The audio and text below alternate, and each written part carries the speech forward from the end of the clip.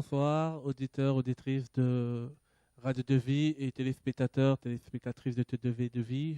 Nous sommes mercredi et nous sommes ravis encore de vous voir ce soir dans votre émission Être une voix pour les sans-voix. Et ce soir, nous bénissons déjà le Seigneur pour sa grâce, pour le souffle de vie qu'il nous donne. Nous rendons gloire à son Saint-Nom pour déjà tout ce qu'il est. Et ce soir, nous avons voulu vraiment eu à cœur de parler d'une thématique qui nous touchait, en fait, c'était la corruption. Pourquoi la corruption? Parce que déjà là, on ne peut pas parler de pauvreté, on ne peut pas parler d'être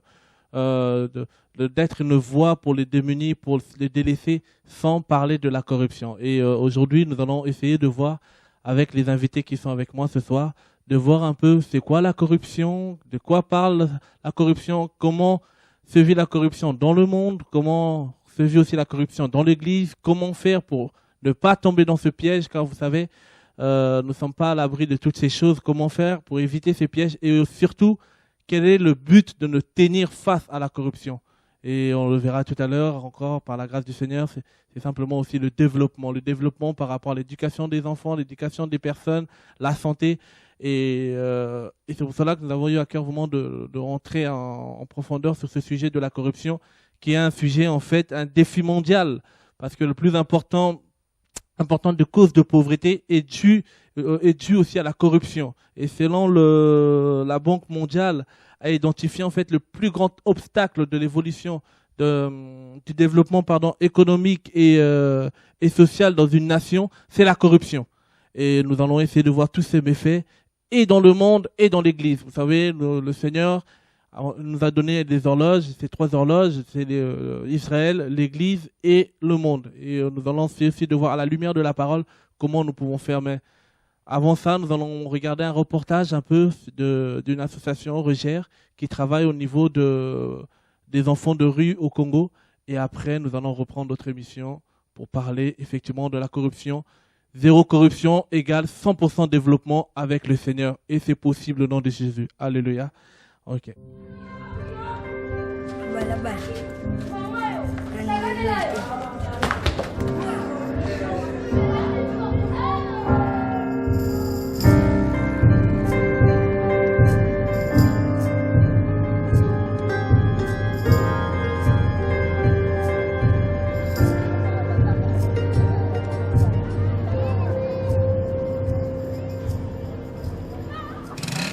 Depuis les années 90, la République démocratique du Congo a sombré dans une crise sans précédent. C'est aujourd'hui un des pays les plus pauvres de la planète. À Kinshasa, la misère touche la grande majorité de la population. Les enfants en sont les premières victimes. Orphelins ou chassés par leur famille, ils sont plus de 20 000 à survivre dans les rues de la capitale.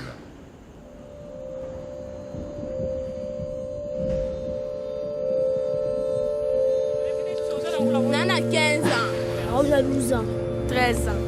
Nana 13 ans. 11 ans. Tous à la route, on a vu à passer tous à Botolia, on a passé sur le qui monte, Tolia, sauf que le qui peut monter, Tola,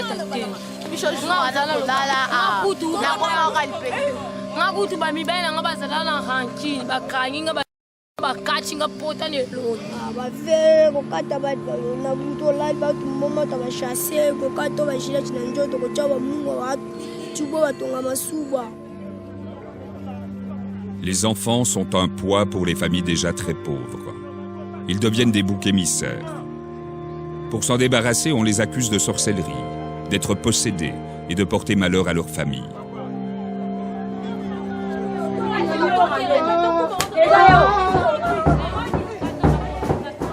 Séduits par le discours populaire des pasteurs, un nombre croissant de parents demandent que leur enfant soit exorcisé. Ce cercle vicieux a entraîné l'explosion d'églises indépendantes dans la capitale, développant des opérations spirituelles coûteuses pour les familles.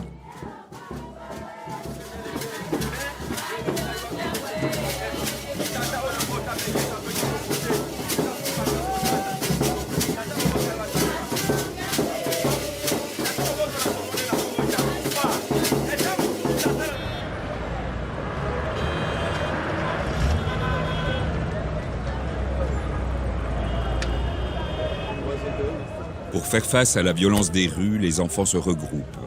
Les garçons vivent de mendicité et de larcin. La majorité des filles se prostituent. C'est-à-dire, en tout cas, c'est des vidéos que nous voyons de la triste réalité qui se passe. Et quand on parle de corruption, effectivement, ça rime un peu avec la pauvreté. Et on voit par ces vidéos, en tout cas, on a commencé au Congo, dans où on travaille, au niveau de l'ONG des enfants prodiges, mais on va continuer encore la vidéo un peu, nous allons voir cette triste réalité de pauvreté qui est des fois due à la mauvaise gérance, effectivement, de finances, de budget de nos gouvernements, de tout ce qui se passe un peu dans le quatre coins du globe, et qui fait que la pauvreté s'aggrave encore dans les pays du Sud, on dépend du pays du Nord. On peut continuer la vidéo.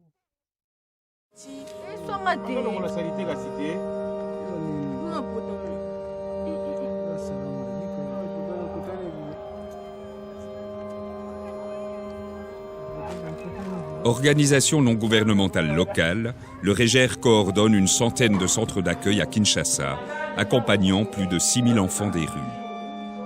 Ils retrouvent un toit, de la nourriture et pour certains d'entre eux une écoute, une éducation et l'espoir d'une réinsertion. Steve a trouvé refuge au sein d'une structure membre du REGER. Il y étudie la mécanique. Je fais une année et demie, je mange ici, je dors ici et je regarde les télé ici.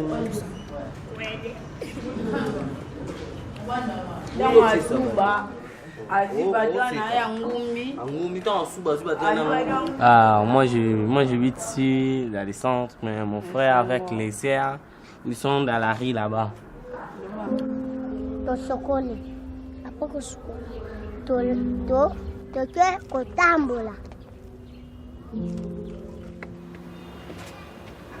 Henri, c'est pas bien. Je suis seulement à la maison.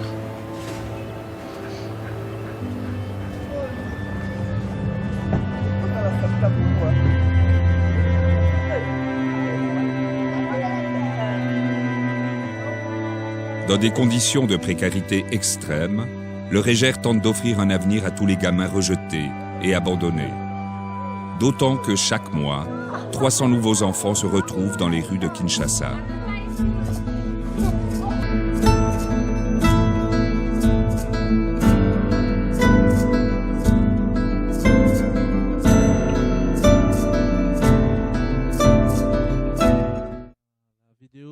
Qu'on a voulu introduire pour bien parler aujourd'hui de la corruption dans le monde. Et c'est vrai, comme je le disais tout à l'heure tantôt, c'est que la Banque mondiale en 2001 a identifié le plus grand obstacle de le développement social et économique dans un pays, c'est la corruption. Et que si nous voulons lutter contre la corruption, si nous voulons parler, mettre une lumière par rapport à ce qui se passe et dans le monde et tout à l'heure aussi dans l'Église, ça peut aider, en fait, selon la Banque mondiale toujours, il disait que 400% de la bonne gouvernance, transparence dans les affaires du pays, financier, tout ça, en fait, une bonne gouvernance aide à un bon développement.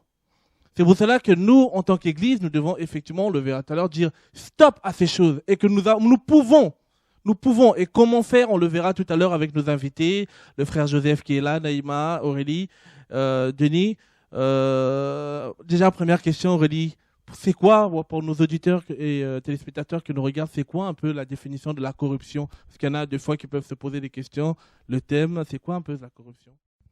Alors la corruption, ça va être une notion subjective, c'est-à-dire que chacun va pouvoir parfois avoir sa petite définition dans sa tête, mais en tout cas, une chose qui est sûre, c'est que la corruption va toujours au-delà de la frontière du droit et de la morale. Et dans la corruption, on va dire qu'il y a deux formes principales. La première, c'est la corruption active, et la deuxième, la corruption passive. Donc, dans ce cas-là, il faut deux personnes, je dirais, pour que ces deux types de corruption entrent en jeu. C'est-à-dire qu'il y a une personne active qui va bien donner de l'argent à une autre qui a le pouvoir de subvenir aux besoins qu'elle veut satisfaire, et l'autre en face va engendrer une corruption passive parce qu'elle va accepter cet argent-là alors qu'en fait elle ne devrait pas. tout simplement. Et on peut voir que selon la Banque mondiale, les différentes sortes de formes de corruption qui existent. On peut avoir par exemple les dessous de table, ce sont des versements. Oui, des pots de vin aussi. On appelle ça aussi pots de vin, effectivement. Ça peut aussi être de la fraude, comme avec la falsification de certains documents, de factures, de données. L'extorsion, c'est de l'argent obtenu avec violence. Donc voilà. Et on va aussi voir dans la corruption le favoritisme, c'est-à-dire le fait de privilégier les personnes de son entourage, de sa famille, les siens, plutôt que d'autres qui pourraient peut-être avoir des compétences même meilleures que ceux de son entourage. Et on va aussi avoir le détournement de fonds, donc là qui va concerner le vol de ressources publiques par des fonctionnaires. Ça veut dire en fait l'évasion fiscale, un peu comme on peut le voir, et toute forme de corruption qui peut exister. Et c'est dans la Banque mondiale, elle disait aussi que près de 1 milliard dans le dollars dans le monde, et en fait il y a l'évasion fiscale parce que les gens ont une mauvaise gérance des finances. Et c'est pour cela qu'on peut voir dans le pays en développement tout ce temps de pauvreté, tous ces enfants qui dorment dehors, toute cette pauvreté qui s'est vue parce qu'il y a une mauvaise gérance. Et cette mauvaise gérance-là, on le voit des jours. Mais que pouvons-nous faire? Que pouvons-nous faire, l'Église? Quels sont on voit les chiffres, elles sont alarmantes. Les chiffres, ça nous fait mal de regarder une vidéo tout à l'heure, comme on a montré de cette association Régère qui travaille au niveau des enfants de rue au Congo, mais de voir que, à cause d'une mauvaise gérance, beaucoup d'enfants aujourd'hui sont victimes de ces choses-là. Beaucoup de familles, beaucoup d'enfants sont privés d'éducation. Je sais pas, Naïma, as-tu un peu les chiffres de ce que la Banque mondiale dit par rapport déjà à la corruption qui sévit dans notre monde que nous sommes? Parce que c'est vrai que on peut des fois se dire, oui, nous sommes chrétiens, nous vivons au ciel, nous sommes au ciel. Non, nous sommes dans le monde, et dans ce monde que le Seigneur nous dit de vivre, c'est vrai qu'elle est corrompue. C'est vrai que le monde va aller de plus en plus dans le péché. Mais nous ne devons pas oublier que nous devons à un moment ou l'autre mettre sur une lumière. Pourquoi? Parce que le Seigneur ne nous demande pas d'être muets. Aujourd'hui, en fait, c'est comme si, quand je vois le foi, en fait, aujourd'hui, c'est comme si le Seigneur nous avait donné un mandat. L'Église a un mandat d'être muet. Non! Le Seigneur nous a donné un mandat de parler. Et c'est pour cela, on peut que parler. Déjà, on commence d'abord petit à petit dans le monde que nous sommes, l'horloge du monde, on se rend compte, la corruption, elle est de plus en plus. Et quels sont les chiffres un peu, Naïma, que tu as pu relever? Ouais, donc aujourd'hui, le montant des sommes qui sont perdues à cause de la corruption, en fait, c'est énorme. Dans le monde, il y a 1000 milliards de dollars qui sont versés chaque année sous la forme de pots de vin. Ça va servir à autre chose que ces dessous-là, en fait.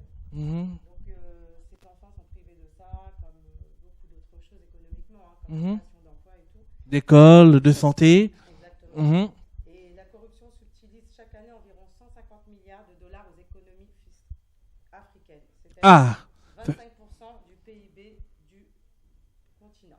Ça veut dire qu'en gros, si aujourd'hui, on voit nos pays vivent ou l'Afrique, le pays du Sud, je dirais, hein. Ça peut être en Afrique, ou en Amérique du Sud, tous ces pays, en fait, du Sud qui se vivent la pauvreté, c'est parce que simplement il y a une mauvaise gérance à la base. Et cette mauvaise gérance est due, comme on l'a dit tout à l'heure, au pot de vin. Au pot de vin, les évasions fiscales. Et vous allez me dire, même ici ça existe, c'est vrai. Mais chez nous, c'est tellement flagrant. Et que faire, Église? La corruption, elle est là. Et plus on avance, et plus on verra tout à l'heure. Et même dans l'Église, elle commence à y être. Pourquoi? Parce que le monde affecte l'Église. Et nous ne pouvons pas parler d'abord de l'Église sans même parler de ce que nous pouvons vivre. Et comme on dit, le jugement commence d'abord dans la maison. Et tout à l'heure, on parlera de l'Église. Et comment faire par la grâce du Seigneur pour éviter que cette situation s'empire. Alléluia. Je sais pas, Aurélie, tu voulais dire quelque chose? Oui, que par rapport en fait à la corruption, ce qui est important aussi de se rendre compte, c'est que comme tu disais, des pots de vin et la corruption, je veux dire, il y en a partout dans le monde entier.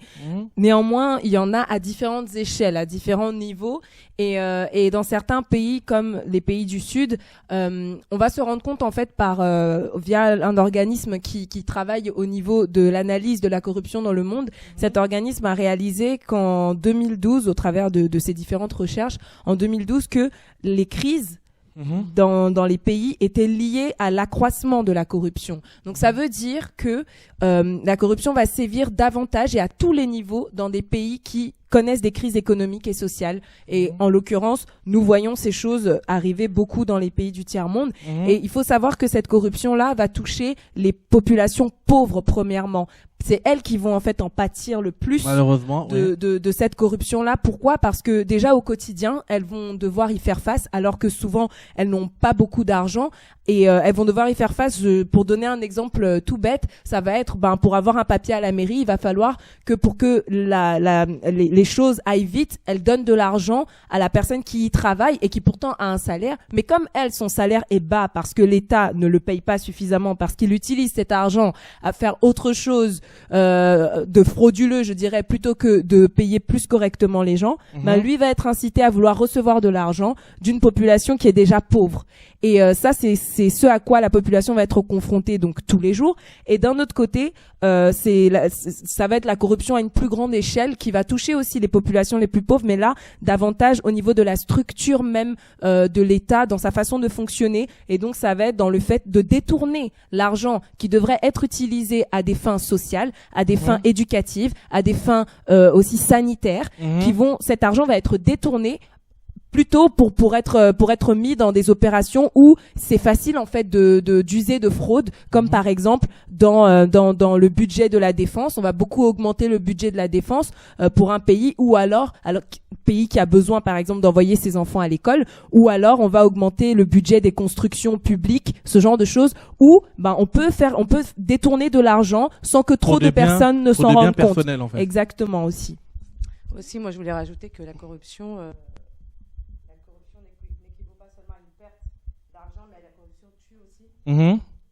Ah, c'est pas allumé son micro? Si, parle un peu fort, oui. C'est bon? Oui, parle un peu fort, s'il te plaît, oui. D'habitude, je parle fort pourtant. Toutefois, la corruption, donc, n'équivaut pas seulement à une perte d'argent, mais la corruption tue encore. Donc, c'est vraiment de notre responsabilité aussi à chacun.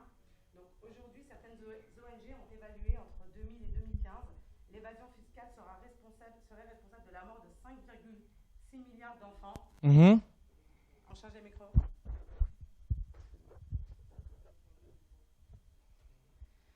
Donc, je ne sais pas où je reprends. Oui, 6 milliards d'enfants qui sont morts. Oui. Donc, voilà, 5,6 millions d'enfants dans les pays en voie de développement. C'est-à-dire 1000 enfants par jour meurent à cause de la corruption aussi. Donc, voilà, aujourd'hui, en tant que chrétien, on doit réagir en commençant par notre propre cœur et notre comportement vis-à-vis de tout ça, en fait. Donc, on ne peut pas rester muet comme ça et rester sans rien faire. Et c'est ça qui va faire que, comme nous sommes la lumière du monde, c'est qu'on peut y arriver parce que Dieu est avec nous de toute façon. Donc, c'est en lui qu'on a l'espérance. Donc aujourd'hui, on ne peut pas dire, en voyant toute cette montagne, c'est vrai que c'est énorme, mais nous, on peut parce qu'on a Dieu avec nous et tout est possible à celui qui croit en fait. Amen. Oui, c'est vrai que moi, je vais encore un peu aller plus loin parce que bousculer un peu comment on appelle ça, les idées. On sait très bien, si je me trompe pas, le 12 juin 2014, on aime un peu des fois le sport, il y a eu le grand événement qui a eu lieu au Brésil, parlant de la Coupe du Monde, bien sûr, et beaucoup de spectateurs, c'est un événement sportif planétaire où tout le monde était fixé dessus, à voir vraiment, oui, la Coupe du Monde, les footballeurs, les stars, tout ce que vous voulez vont venir jouer au foot, tout ça, on était tous supporters, en disant certaines choses, mais c'est qu'il y avait la face cachée de cette Coupe du Monde. Et que beaucoup oublient, et que beaucoup aussi, elle est passée sous le silence. Mais laissez-moi vous dire, Dieu ne passe jamais sous le silence quand on touche aux pauvres. Dieu ne passe jamais sous le silence quand on touche aux méchants, aux pauvres, à l'indigent. Pourquoi? Même avec les païens, Dieu est juste. De fois, on peut se tromper. On pense que la justice de Dieu, elle est que pour les chrétiens. Ah là, mais moi, comme je prie, Dieu va... Non, même sur les païens, si nous agissons mal, Dieu agit. Parce qu'il est le Dieu juste. Alléluia. Et selon ce qui s'est passé à la Coupe du Monde, la Coupe du Monde, l'État brésilien a alloué près de 40 milliards de dollars, pour mettre en place des stades comment on appelle ça, des stades flamboyants, des stades à des prix exorbitants. Mais au prix, comme tu disais tout à l'heure, à tuer les pauvres, à tuer les enfants qui habitaient dans les rues des favelas, à tuer, comment on appelle ça, au sang des sans-abri, à chasser les sans-abri à Rio. Et tout ça, Mais c'est comme si, même nous-mêmes, de fois, on se dit, oh non, mais oui, c'est vrai, mais bon, et la Coupe du Monde, quand même, tu vois, moi, je supporte telle équipe, moi, je suis pour le Brésil. Alors, tout le monde était samba, tout le monde était en mode portugais, tout ce que vous voulez. Mais comme Dieu est juste, comme Dieu est bon. Non, quand j'ai vu que on parle du monde d'abord. On veut d'abord commencer par le monde, après on partira dans l'église. Alléluia. Mais comme Dieu est bon, même si ces gens-là ont prié, mais laissez-moi vous dire, ils ont pris une raclée plus que même, comment on appelle ça? C'était même un score c'est resté dans les annales légendaires. 7-1. Et même s'ils ont prié à la fin, à la finale encore Dieu. Pourquoi? Parce qu'à un moment ou l'autre, il y avait une mauvaise gérance. Frère, des fois on pense qu'il y a une mauvaise gérance, Dieu ne voit pas, non mais Dieu est comme ça. Or qu'ils allouent 400 milliards, et ces 40 milliards, et ces 40 milliards-là, l'État brésilien n'a jamais alloué ça pour la santé, n'a jamais alloué ça pour l'éducation des enfants, n'a jamais alloué ça pour les logements des sans-abri. Il y a eu tellement de grèves au Brésil, mais c'est passé sous le silence. Pourquoi? Même nous-mêmes, chrétiens, nous rentrons dans le piège. Alléluia. Et comme Dieu est juste, comme il a vu des pauvres qui étaient, j'ai pas dit que, oui, moi, en tout cas, je dis, quand on regarde certaines choses, on regarde ça avec les yeux du Seigneur. Et quand je regarde les choses avec les yeux du Seigneur, tu comprends mieux, tu dis, ah, d'accord, Dieu, tu as permis ça parce que tu as voulu enseigner ça. Et je me suis dit, mais attends, Seigneur, ils ont quand même prié, c'est la nation qui prie, voilà, on voit beaucoup de chrétiens là-bas, là. Frère, c'est pas parce que tu pries, si tu n'es pas juste avec Dieu, tes prières, c'est une abomination. Et on le verra tout à l'heure. Pour l'instant, on parle d'abord du monde. Alléluia. Je vais encore aller par rapport au monde. Et près de, comment on appelle ça? 200 millions d'euros perdus. Alors, ils ont rien, en fait, pour tout ce qu'ils ont misé, les 40 milliards, ils n'ont rien touché. Et que, tout à l'heure, tu me parlais tout à l'heure, Aurélie, des chiffres par rapport au Brésil, dû à la corruption. Oui, en fait, une enquête a été effectuée au Brésil et cette enquête date de 2011, mais déjà à l'époque, cette enquête fait ressortir que chaque année, 51 milliards de reis, donc c'est la monnaie brésilienne, sont détournés et c'est l'équivalent de 17 milliards d'euros. Donc ça, c'est chaque année. Et ce montant représente près de 2% du PIB, c'est-à-dire de la richesse produite dans le pays même. Et cet argent-là, en l'occurrence, aurait pu servir à l'éducation de plus de 16 millions d'étudiants. Ça aurait aussi pu donner l'accès à l'électricité de plus de 240 millions de personnes au Brésil. Ça aurait pu aider donc à la mise en place de plus de 910 000 programmes permettant en fait aux plus pauvres d'avoir accès à un logement et donc voilà quoi et ça donne aussi ça met aussi le Brésil en mauvaise posture, je dirais, dans le placement mondial vis-à-vis de la corruption. Ça veut dire qu'en fait la corruption aussi rime avec la séduction. Ça veut dire que en fait on pense que en fait on voit selon nous. C'est-à-dire que quand ces personnes qui nous gouvernent, parce que laissez-moi vous dire, la Bible me dit dans 1 Timothée 2, priez pour les autorités. C'est-à-dire qu'à un moment ou l'autre aussi, le Seigneur nous demande de prier pour avoir une vie paisible là où vous êtes. Frères et sœurs, nous ne sommes pas là. L'église, nous sommes appelés à être la lumière du monde. Sinon, on aurait dit être la lumière de l'église. Non, l'église doit briller Prenons ce passage. Parce qu'on va me dire, oui, mes frères, le monde c'est bien, mais le monde sera jugé, c'est pas à nous de juger. Non, mais attendez, on va aller doucement. Alléluia. Aujourd'hui, on va parler, après on va voir encore d'autres vidéos. C'est Matthieu 5, si je me trompe. Aurélie, si tu veux bien lire. Oui. Les béatitudes du Seigneur.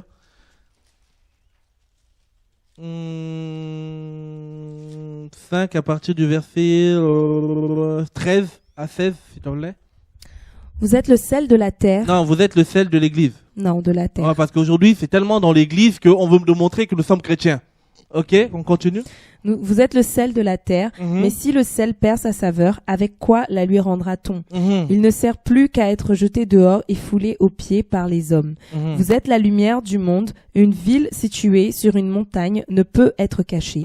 Et on n'allume pas une lampe pour la mettre sous le boisseau, mais on la met sur le chandelier et elle éclaire tous ceux qui sont dans la maison. Alléluia.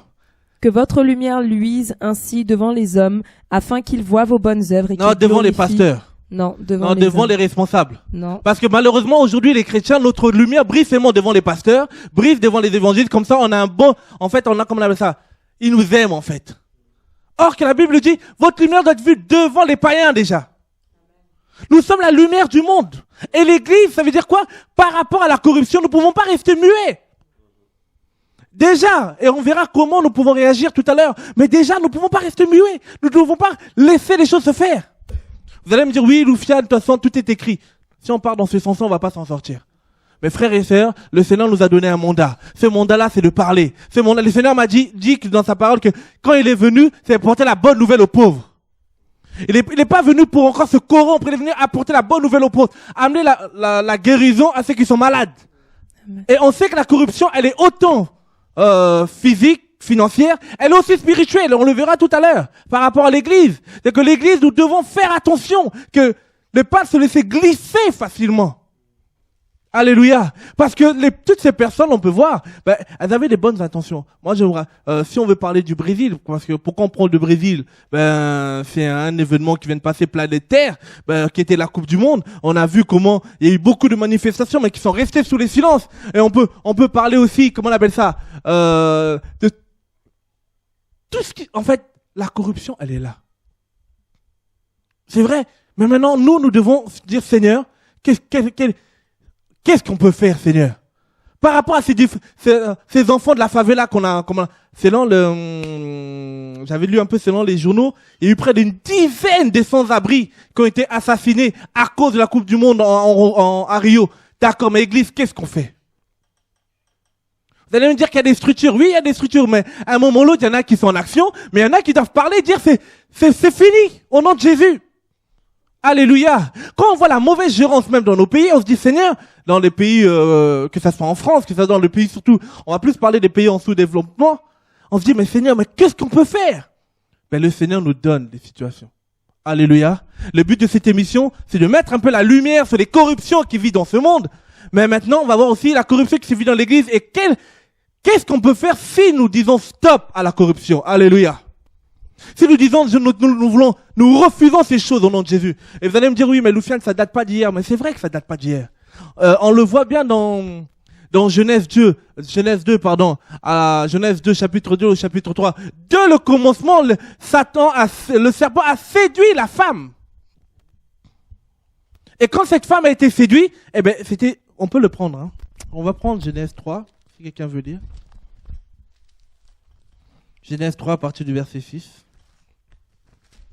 On va voir un peu, un des premiers clés un peu qu'on peut faire pour essayer qui parle un peu par rapport à la corruption.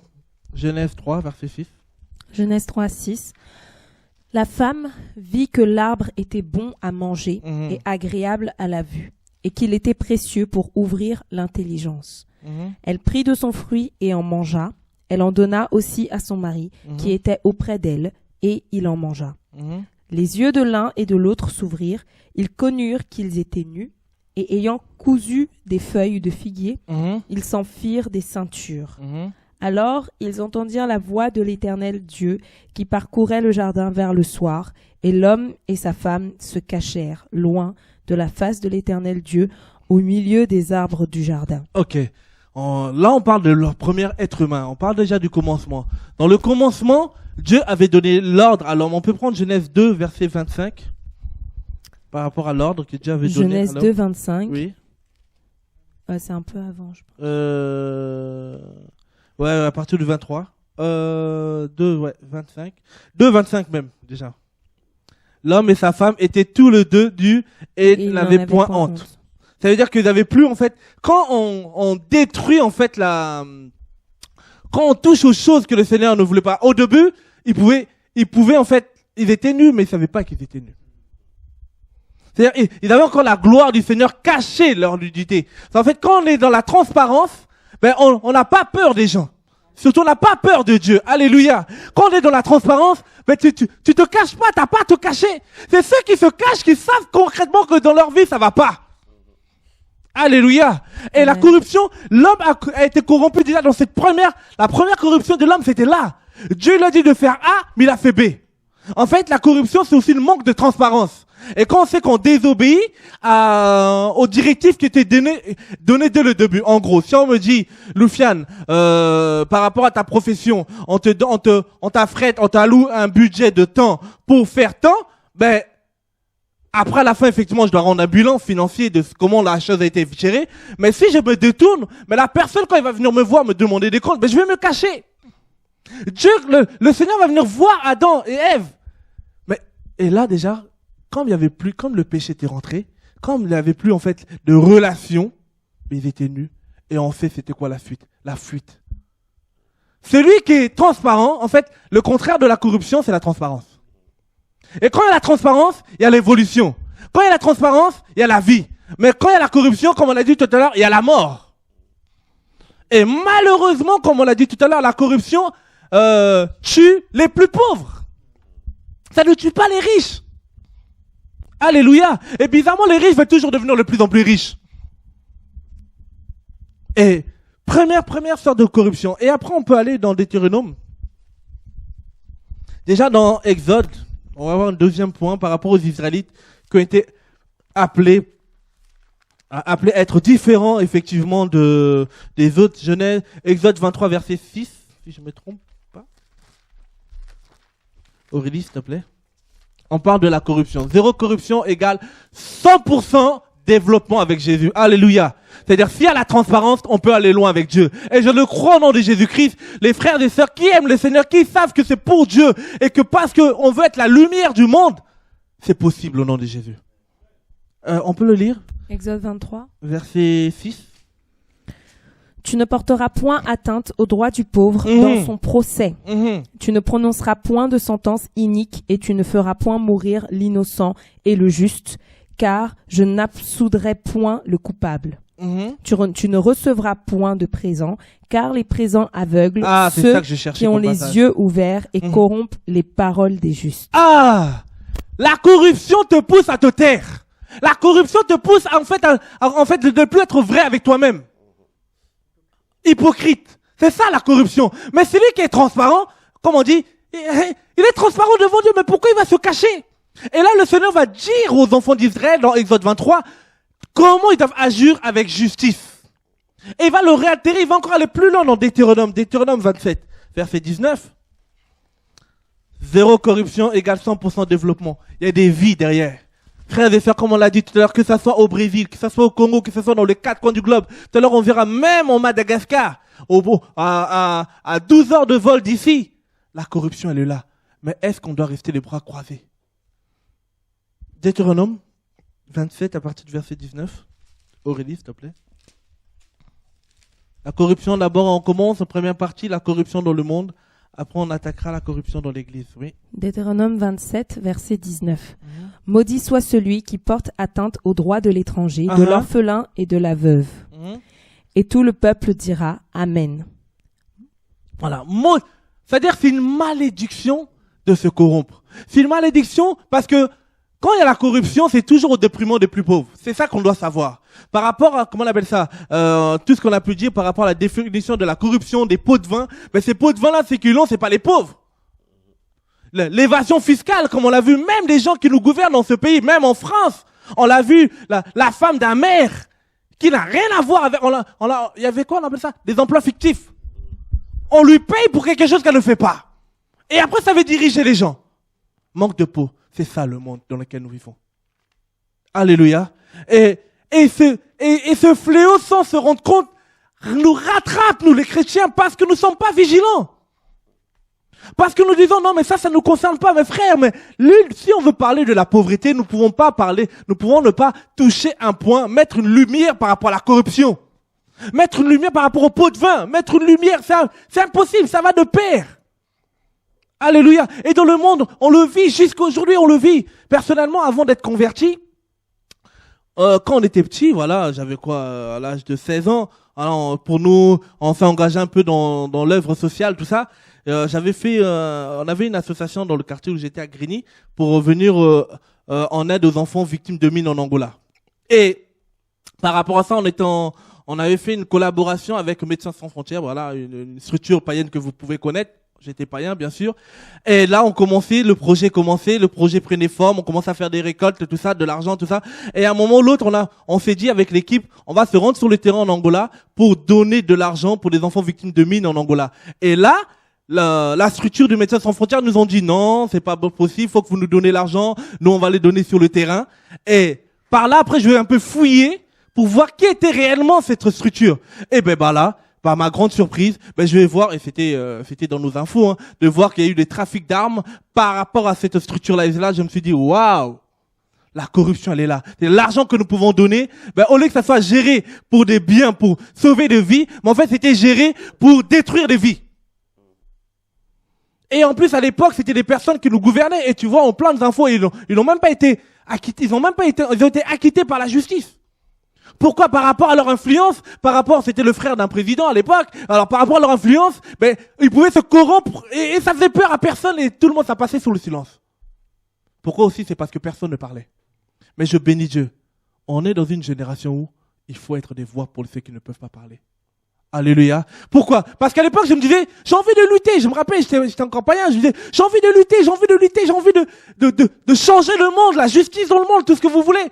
Mais tu peux pas avoir la paix, apporter la paix dans ce monde sans le prince de paix. Amen. Et quand je l'ai compris, j'ai dit non, franchement, faut que je me convertisse d'abord. Faut que je choisisse d'abord Jésus. Et à l'âge de, 19 ans, on a dit non. En fait, moi, j'ai décidé de suivre Jésus. Pourquoi? Parce que ce combat-là n'est pas charnel. Parce que c'est contre les puissances. Amen. Et par rapport à ces puissances-là, si tu n'as pas le Tout-Puissant, tu peux pas t'élire vers ces puissances-là. Et c'est là que j'ai compris, en fait, Loufiane, la lutte n'est pas charnelle. Alléluia. Mais il y a aussi une responsabilité de à qui tu donnes ton argent. Et c'est pour cela qu'on avait décidé. Nous, on a recherché, on s'est dit, en tout cas, si, avec l'équipe ou les jeunes avec qui on avait créé cette association dans la commune de Grigny, si on n'allait pas, on donnait pas l'argent. C'est pour cela aussi, frères et sœurs, c'est très important, avant de donner votre argent, sachez si c'est là où vous donnez votre argent. Est-ce que là où vous donnez votre argent, il y a une bonne gérance ou pas? Amen. Alléluia. C'est important. Parce qu'aujourd'hui, en tout cas, les associations, ça bat les rues. Hein. Même quand tu vas aller acheter ton truc au centre commercial, tu vas voir un rhum avec des journalistes. Je vais lutter pour ça. On va te faire signer une pétition, après donne l'argent. Mais tu sais, qu'est-ce que cet argent? Où va ton argent? Oui. On voit des associations, on appelle ça des associations mallettes. Ça n'existe même pas. Mais ils disent, c'est moi, on est une association. Non, frère. En fait, ça devient un business. Et c'est ça, la corruption. Faire des choses pour acquérir de l'argent personnel.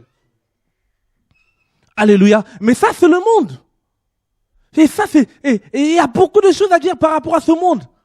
Et c'est pour ça qu'on se dit, quand il n'y a pas la corruption, ça peut amener l'évolution. Et nous, on s'est dit en tout cas, non, on va plus donner l'argent. On va attendre un jour qu'on ira en Angola. Manque de peau, le Seigneur nous a attrapés sur le chemin. Merci Seigneur pour ta grâce. Parce que ce combat-là, sans toi, je ne pouvais rien. Et c'est là qu'on a compris en fait. Et j'avais mal au fond de moi. Je me disais, mais tu sais, quand on est enfant avec un cœur d'enfant, tu regardes, tu dis, oui, il y a la misère, il y a tout ça, je vais essayer d'aider, je vais essayer de faire ça. Mais en fait, on s'est rendu compte que sans le prince de paix, il n'y a pas de paix. Alléluia. C'est pour cela que maintenant, je veux revenir. Comme on dit, le jugement commencera d'abord par rapport à la maison. Par rapport à la maison, église, quelle est notre responsabilité? Avant cela, je ne sais pas si l'équipe technique peut nous faire voir un peu la vidéo de ce que les frères et sœurs au niveau de Madagascar essayent de faire par la grâce du Seigneur. Et on se retrouve pour notre mission, être une voix pour les sans-voix. Et maintenant parler sur la deuxième partie, la corruption dans les églises. Ah oui, le jugement commencera à la maison. Le monde, c'est le monde. On peut pas trop... On vous a seulement brossé pour nous faire comprendre que, en fait, que l'église commence à être affectée par rapport au monde. Et on verra tout à l'heure les chiffres, tout ça. Que, effectivement, cette mode de vie, ça ne nous appartenait pas à l'église. Notre Seigneur nous a pas, nos apôtres, quand on disait mettez l'argent au pied des apôtres, les apôtres ne nous ont pas enrichis. La Bible me dit, à la première église, il n'y avait aucun indigent. Frères et sœurs. Alléluia. Donc avant de parler de tout ça, on va voir un travail des partenaires avec qui nous travaillons au niveau du Madagascar, qu'on tient de saluer Liana et toute l'équipe qui travaille avec elle de Maison de la Grâce. Ils nous ont fait un reportage, on a voulu vous le faire passer pour faire comprendre quand il n'y a pas la corruption, mais il y a un bon développement avec le Seigneur. Il y a des vies qui sont transformées avec le peu au nom du Seigneur. Regardez la vidéo.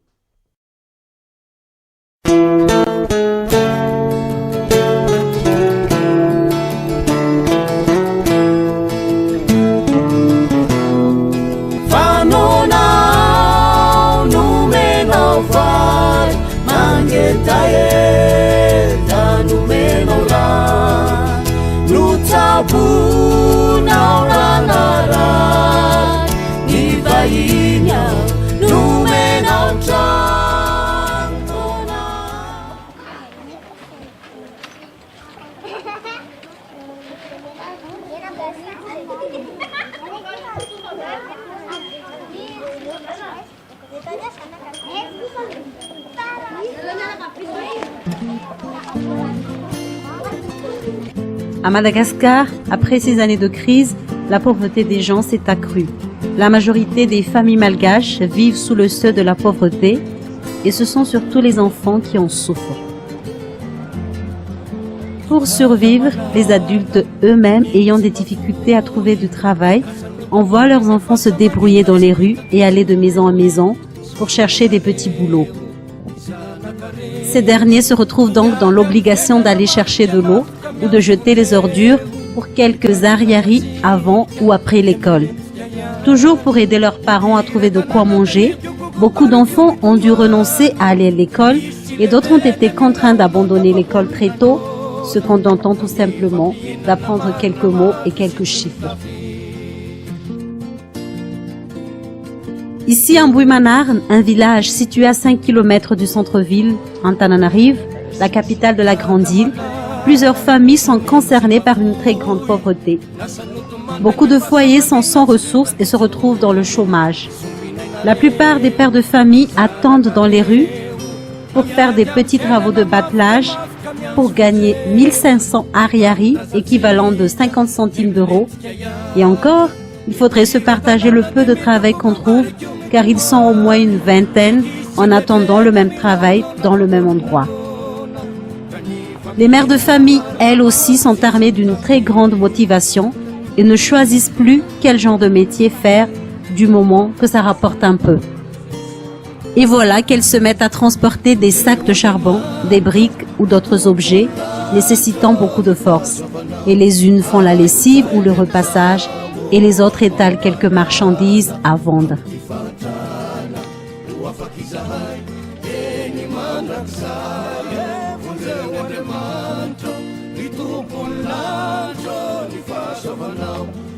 J'ai un petit commerce, je vends des pistaches, des beignets de manioc.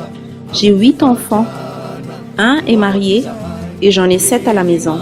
Fanir, Francia, Fenshu, Saaz, Soulnien, Francine.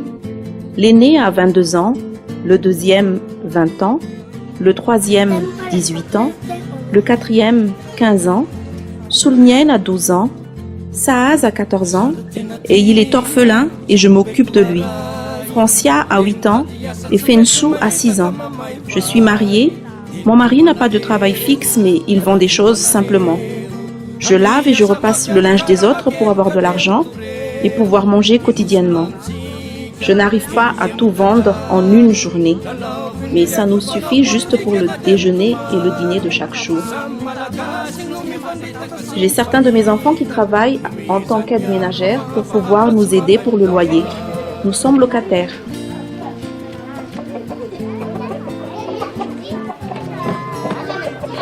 Cette jeune maman s'appelle Irène, mère célibataire. Elle habite cette petite maison avec ses 2 enfants. N'ayant pas de travail fixe, c'est tous les jours qu'elle recherche un petit travail à faire dans des maisons voisines, comme faire la lessive, le repassage, et cela pour gagner 3000 ariars, équivalent d'1,10 €, soit le repas d'une journée pour elle et ses 2 enfants.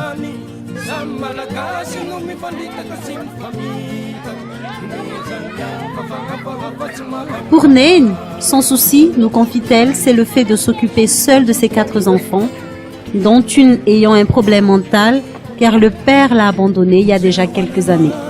La pauvre dame maigrit de jour en jour et est souvent obligée de ne rien manger pour que tous ses enfants n'en manquent pas.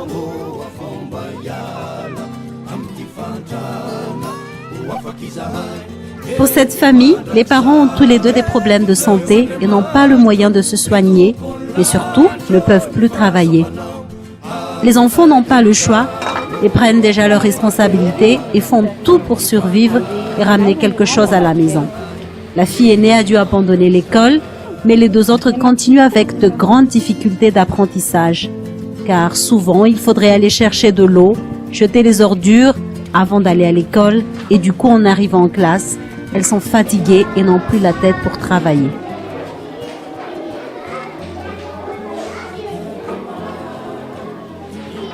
À Madagascar, les écoles publiques accueillent surtout les enfants de couches défavorisées.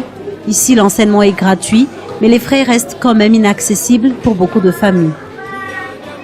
L'effectif des enfants par classe est de 70 en moyenne et il n'est pas étonnant que chaque enfant ne peut être suivi de près. L'enseignant fait de son mieux avec les moyens existants et il fallait être habile pour apprendre dans des conditions pareilles. Hélas, ce n'est pas le cas de plusieurs enfants, entre autres Nancia, qui a beaucoup de difficultés en classe. Entre les tâches ménagères, les petits boulots et les devoirs à faire, les leçons à apprendre, la petite fille se sent quelquefois perdue et n'a plus toute sa tête pour travailler à l'école.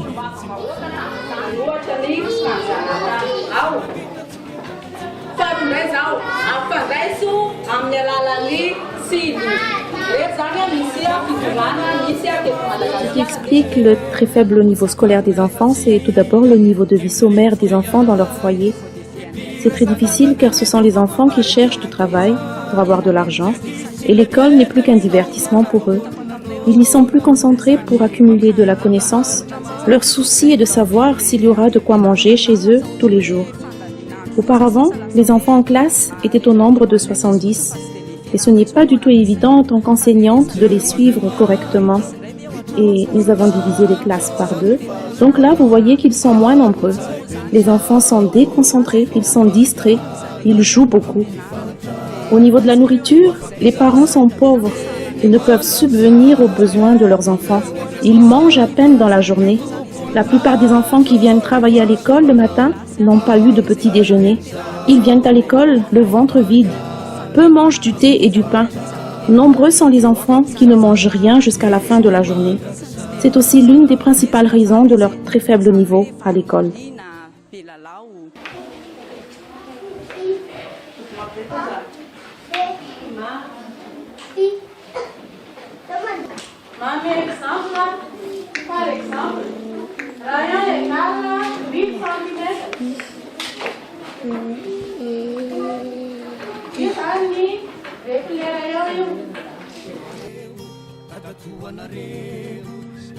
Pour certains enfants, il est même dur de trouver du temps pour jouer. Déjà, cette pauvreté les rend ingénieux car ils fabriquent eux-mêmes leurs jouets. Un ballon fait avec du carton, une voiture faite avec des bouts de bois, de la ficelle, du fil de fer. Mais encore faut-il trouver du temps pour pouvoir les jouer car il faudrait d'abord s'occuper de la maison ou des frères et sœurs, faire la cuisine pour tout le monde et trouver un peu de temps pour pouvoir enfin jouer avant d'aller à l'école. Pour Naël, sa maman part tous les matins très tôt travailler et son père également. C'est donc elle le responsable de sa petite sœur. Avec les tâches ménagères, elle devra en même temps la laver, la coiffer et l'occuper. Quelle responsabilité pour une enfant de 9 ans. Ma mère est commerçante. Mon père est parti travailler. Moi, je suis à la maison. Je range et je cuis le riz. Je garde ma sœur. J'ai le temps de jouer quand j'ai fini toutes mes tâches à la maison. Je vais à l'école publique. Aujourd'hui, je commence à midi.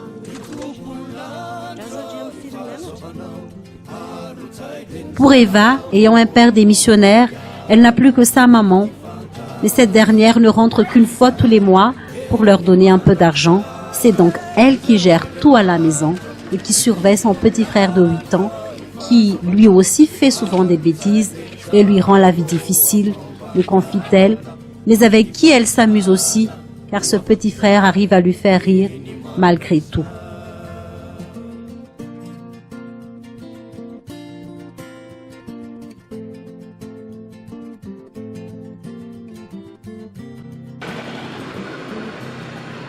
Devant ce spectacle écœurant où l'État malgache fait silence et chacun essaie de fermer les yeux pour ne pas voir les souffrances de ses enfants, le Seigneur, dans sa miséricorde et sa grâce immense, a parlé clairement dans un songe en disant de s'intéresser aux pauvres et aux indigents, de nourrir les orphelins. une vision confirmée dans la parole qui dit dans Ésaïe 58, « Partage ton pain avec celui qui a faim et fais entrer dans ta maison les malheureux sans asile. Si tu vois un homme nu, couvre-le et ne te détourne pas de ton semblable. » Et depuis ce jour, le Seigneur lui-même a pourvu pour qu'on puisse donner un repas à ses enfants tous les jours. Chaque midi donc, après ou avant d'aller à l'école, selon le programme des enfants, ils viennent prendre le repas ici à la Maison de la Grâce. Ici, on leur donne des nourritures, mais on les apprend également les règles d'hygiène et tout ce qu'ils n'ont pas pu apprendre chez eux.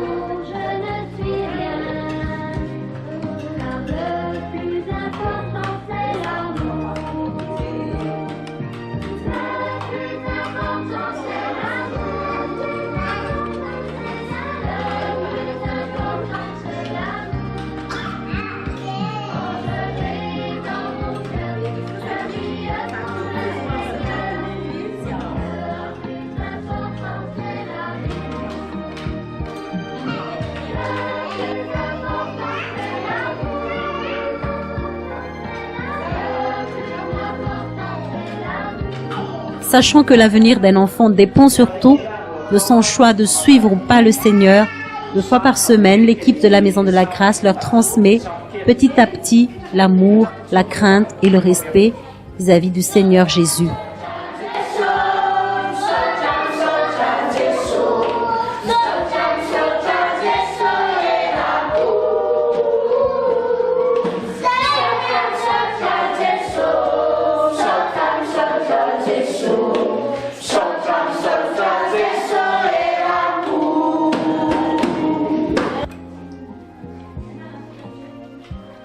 Avec l'équipe, il y a la sœur Voing qui s'occupe du nettoyage et la cuisine pour les enfants.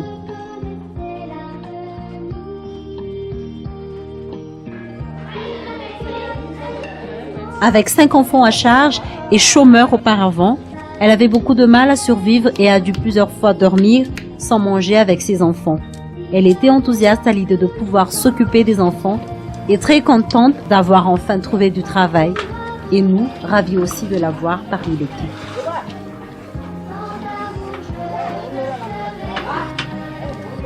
Je suis mariée, j'ai 5 enfants, l'aîné a 12 ans, travaille à l'école publique en T5. Le deuxième a 9 ans en T3 à l'école publique. Le troisième a 5 ans, il n'est pas encore à l'école, il n'a pas été admis. Le quatrième a 3 ans et demi et ne va pas encore à l'école. Le dernier a 1 an et demi. Mon mari est maçon et moi auparavant, j'ai fait un petit commerce. Mais par la grâce de Dieu, j'ai trouvé ce travail qui consiste à s'occuper des enfants et j'en suis très contente.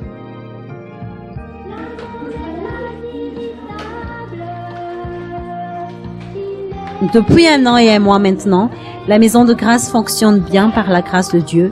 Le Seigneur connaît les besoins de chacun et il pourvoit en son temps et à travers plusieurs moyens. Notre objectif, c'est de les nourrir, certes, les éduquer, mais surtout les conduire sur la bonne voie, qui n'est autre que Jésus-Christ, sans qui tout est absurde. Et nous sommes persuadés que quand un beau jour, ces enfants feront la connaissance de Jésus et auront la révélation de sa personne, nous serions dans la même joie que les anges au ciel quand un pécheur se repent.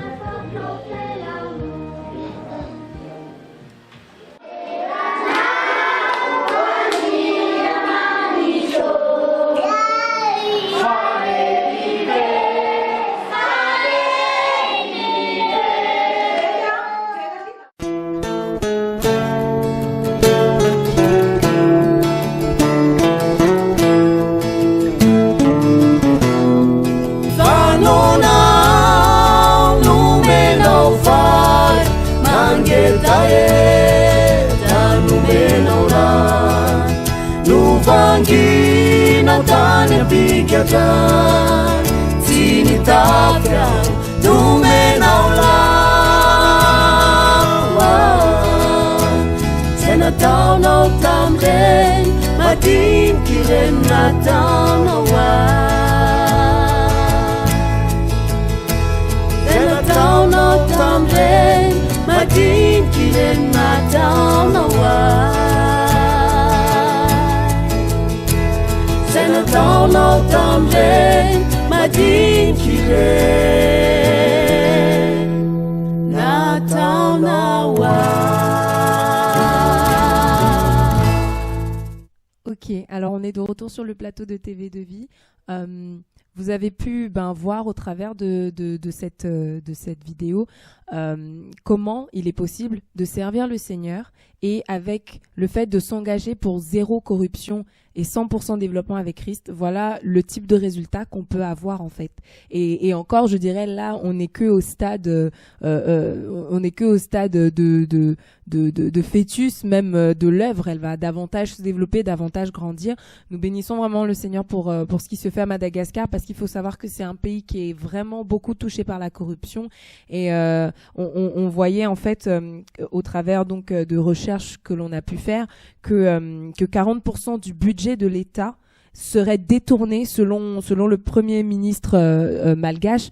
Il dit que 40% du budget de l'État serait détourné donc à des fins frauduleuses malheureusement et c'est vraiment dommage. Et quand on voit des frères et sœurs qui prennent conscience de la pauvreté qu'il y a autour d'eux et du fait qu'ils veuillent bien tout simplement craindre Dieu, répondre à l'appel du Seigneur face au fait de soutenir les plus démunis, bien en le faisant et en le faisant en y mettant leur cœur, ils arrivent à mettre en place ce genre de structure parce que Dieu les soutient tout simplement. Et donc c'est possible de le faire. Effectivement, c'est possible de servir le Seigneur dans le domaine du social et de craindre Dieu. C'est possible de le faire et c'est important de le souligner parce que on se rend de plus en plus compte que autant dans le monde il y a de la corruption, mais autant effectivement chez ceux où a priori on devrait celle de la terre. Voilà, on devrait, quand les gens nous regardent, ils pensent que, limite on est des anges entre guillemets, voilà, qu'on fait tout bien parce qu'on se dit chrétien. Et pourtant, beaucoup que ce soit d'églises locales ou d'associations, sont à fond dans la corruption et même pire que ça. Oui, chrétiennes et même pire que ça. Beaucoup de gens profitent de la situation déjà difficile des personnes dans la pauvreté pour jouer sur la peur, par exemple, pour leur estorquer encore plus d'argent. Et par ça, je veux penser au premier reportage qu'on a vu par rapport aux enfants dans les rues au Congo-Kinshasa. On se rend compte que ce phénomène, donc qui a commencé dans les années 80 avec la crise qui a éclaté au Congo à ce moment-là, a été accentué ensuite, ce phénomène-là, dans les années 90, avec le développement d'églises dites de réveil qui se sont vues surfer sur cette vague de la peur, de la sorcellerie, en accusant les enfants de ces personnes pauvres déjà, je dirais.